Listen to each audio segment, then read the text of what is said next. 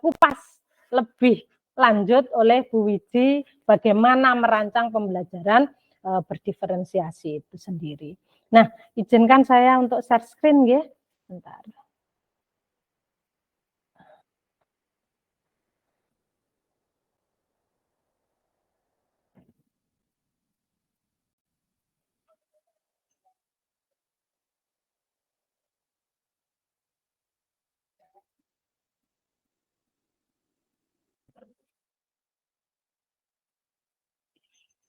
Oke, Bapak Ibu sudah terlihat nggih?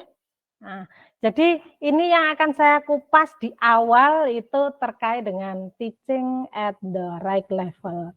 Artinya apa? Bagaimana kita mengajar sesuai dengan level kemampuan siswa itu sendiri.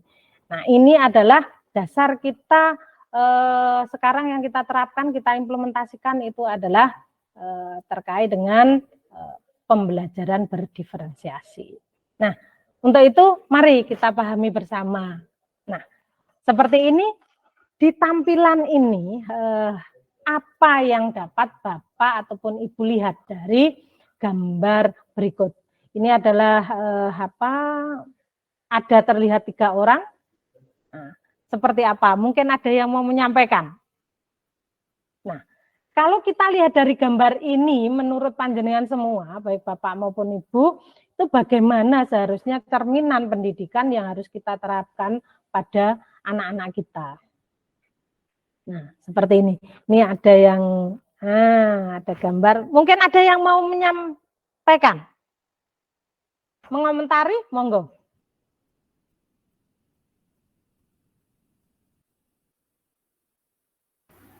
On mic, yeah. Monggo dengan sinten menika?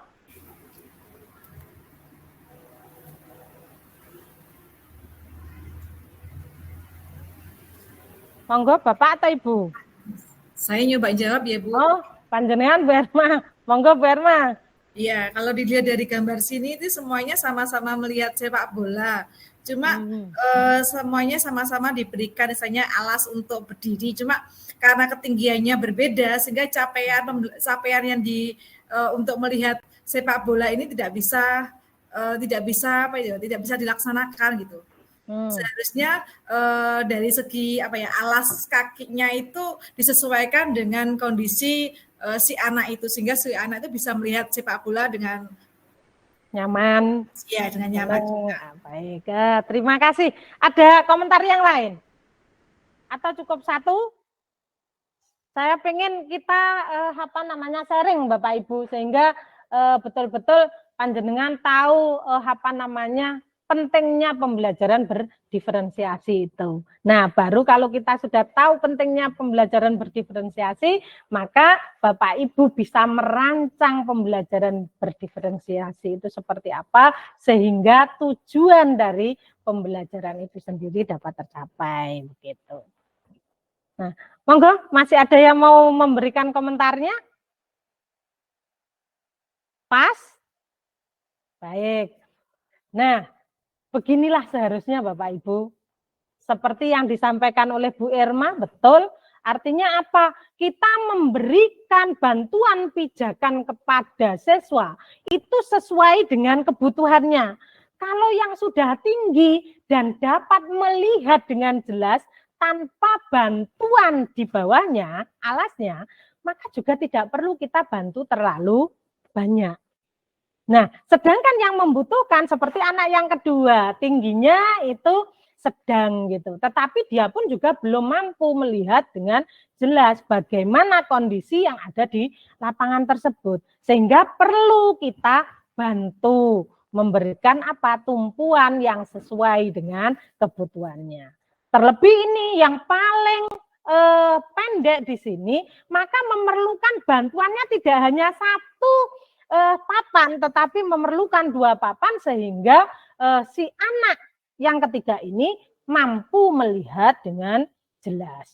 Nah, apa kita berikan transparansi, artinya baik yang kecil, sedang maupun yang tinggi itu sama semua dapat melihat pertandingan yang ada di dalam itu. Sehingga di sini apa yang perlu kita pahami bahwa dalam mendidik siswa, yang pertama kita harus kenal itu siapa yang akan kita didik. Siswanya seperti apa.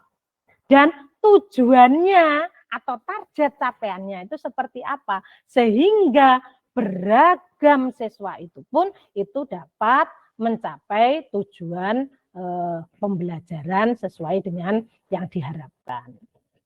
Nah, demikian. Nah, ini saya lewati saja videonya nanti karena waktunya maksud saya. Nah, sekarang yang berikutnya Bapak Ibu. Nah, di sini ada seorang guru yang akan memberikan tes kepada murid-muridnya yang dalam hal ini adalah binatang-binatang yang ada di hutan. Nah, dari sini, dari gambar ini, apa yang salah menurut dalam pendidikan, sistem pendidikan kita itu? Nah, menurut Bapak Ibu semua, monggo bisa berkomentar.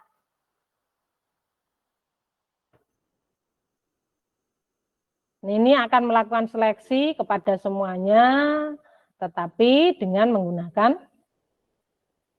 tes yang sama. Bagaimana Bapak Ibu? Ya, monggo Bu Nini. Mencoba menjawab Ibu. Ya, mungkin kesalahannya itu menganggap semua anak itu memiliki karakter atau kemampuan yang sama, sehingga tesnya itu disamakan, padahal setiap anak itu memiliki karakter atau kemampuan yang berbeda-beda, seperti itu Bu Cici. Artinya tidak semua anak mempunyai kemampuan yang sama. Monggo Bapak Abdul Qadir. Oh, Ibu ini ya? Ibu. Bu Yanti, ya. Maaf. Ya, monggo ya. Bu Yanti. Terima kasih. Assalamualaikum warahmatullahi wabarakatuh. Waalaikumsalam warahmatullahi wabarakatuh. Kalau menurut saya, Bu, di sini terlihat gambar dari bermacam binatang. Ada binatang yang hidup di darat, bahkan ada yang ada di laut, hidup di air. Mungkin cara mengkualifikasikan, Bu, membeda-bedakan. Jadi di sini bisa dilihat, mungkin kalau bisa dipisahkan mana yang anak jenjang usia masih PAUD, masih SD, SMP, SMA, dan seterusnya. Seperti itu, Bu, kalau menurut saya sih. Jadi tesnya itu dilihat dari tingkat usia peserta didik. Terima kasih. Assalamualaikum warahmatullahi wabarakatuh. Waalaikumsalam warahmatullahi wabarakatuh. Terima kasih Bu Yanti. Artinya kalau kita mau memberikan asesmen, memberikan tes, harus disesuaikan dengan tingkatannya gitu ya Bu. Apakah dia berada di TK, SD, SMP, dan seterusnya. Mungkin ada lagi yang mau menyampaikan pendapatnya? Satu lagi mungkin. Monggo.